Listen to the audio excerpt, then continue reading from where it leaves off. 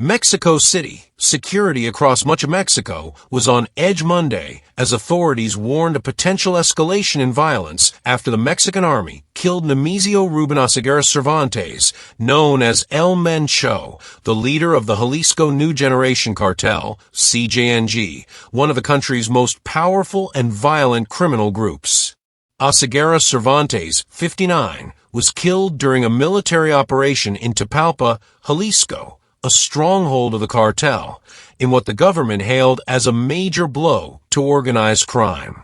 Mexican forces engaged in a fierce shootout with cartel members, and multiple guns and explosives were seized during the raid. Violence erupts following the raid. His death, however, has triggered a wave of unrest across several states.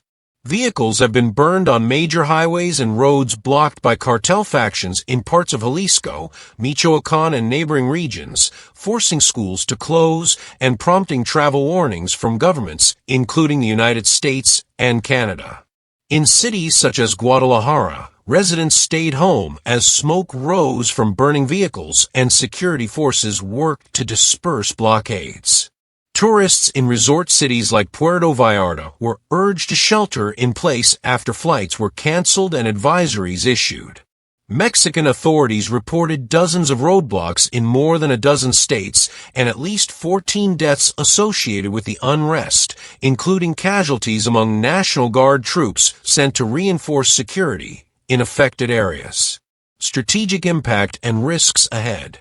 Oseguera Cervantes led the CJNG, a cartel extensively involved in trafficking fentanyl, methamphetamine, and cocaine into the United States and designated by U.S. authorities as a major criminal organization. A $15 million U.S. reward had been offered for information leading to his capture. While the operation has drawn praise from Mexican President Claudia Sheinbaum and U.S. officials as a sign of improved security cooperation, analysts warn that power vacuums left by the removal of top cartel figures can spark further violence. Rival criminal groups frequently seek to seize territory and influence following the fall of a dominant leader, raising fears of intensified turf wars and fragmentation within the cartel landscape.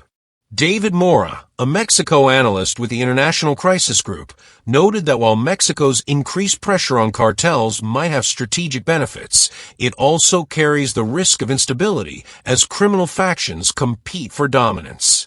Civilian precautions and ongoing security efforts. Local and foreign governments alike have urged citizens to stay inside and avoid travel to affected regions, while Mexican security forces have been working to clear blockades and restore order. The situation remains fluid, with authorities warning that further flare-ups of violence are possible in the days ahead. Don't forget to like and subscribe to this channel for more trending news and entertainment.